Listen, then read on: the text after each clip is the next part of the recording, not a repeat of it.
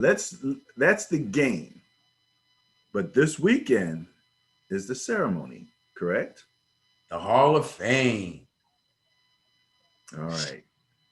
Who's going in that's going to make you cry? Go ahead. Tell me who it is.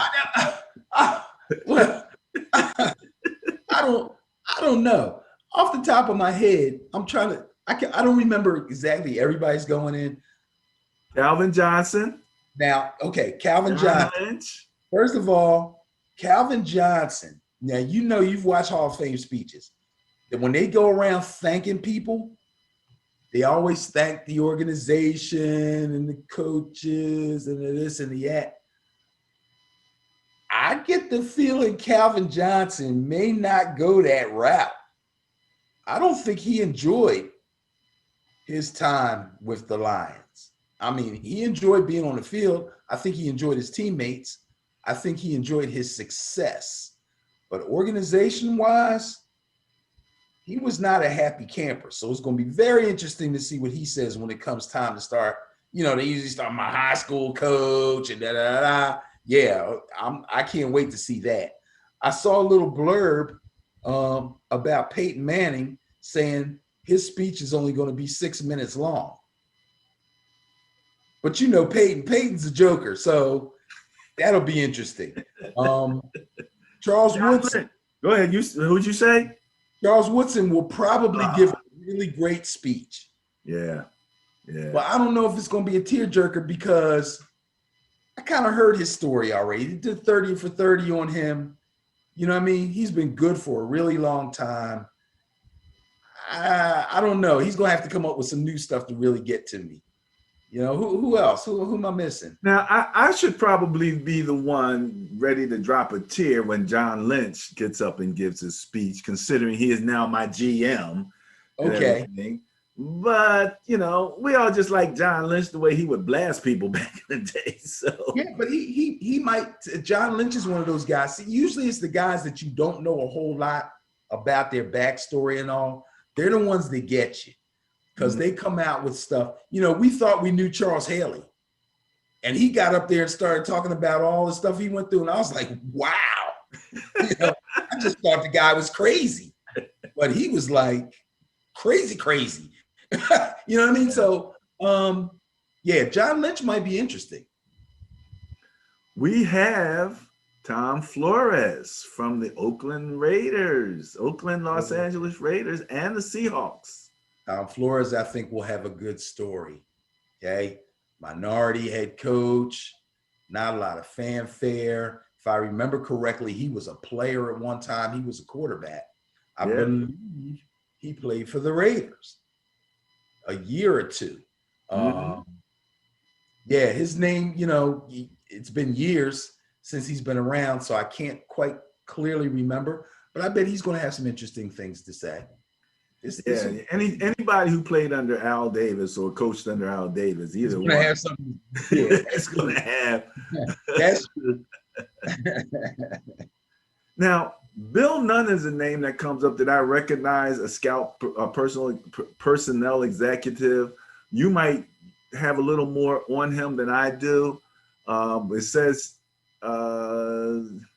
the Steelers drafted in 74 alone, and Nunn's role in it was probably more than enough to get him in the Hall of Fame. So that Steelers 74 draft, he was a part of.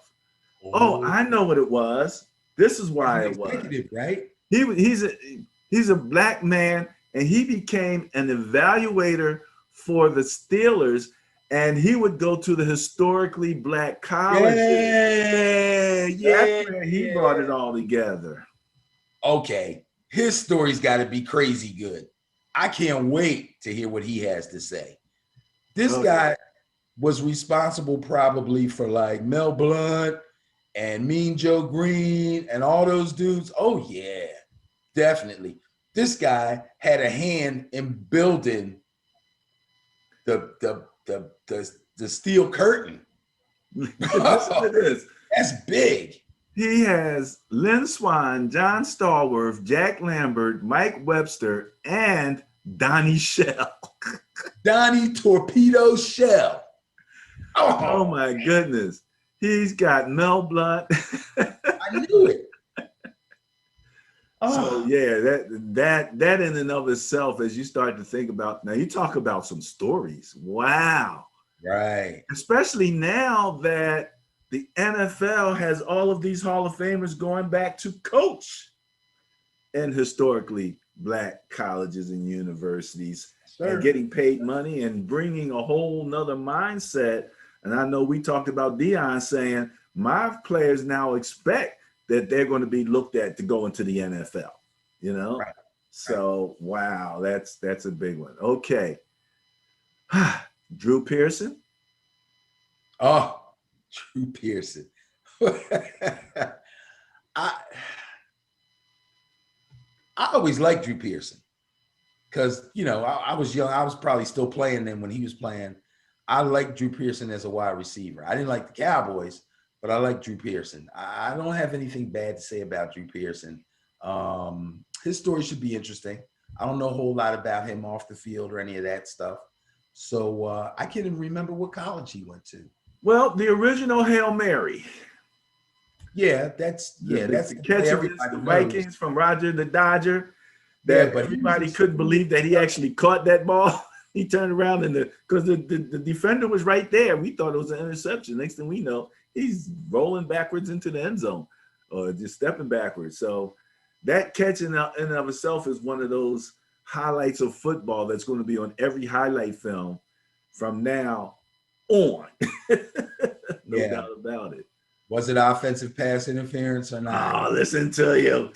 I Does think that it's no, not no, I'm enhanced. not thinking. No, I think it was cool. You think it was I cool? think it was cool. I don't think I think the guy just fell. Okay. That's the way it looked to me. He just fell. But yeah, Drew Pearson should be interesting to hear about him. Yes. All right. All right.